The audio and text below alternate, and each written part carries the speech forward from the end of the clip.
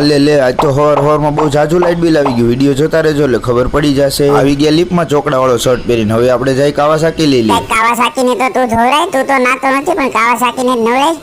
રસ્તામાં જોયું તો છોટા હાથી મેળવ્યું એવું જ કઈક કહેવાય છે. ભાઈ આગળ વધે પછી હું જાઉં.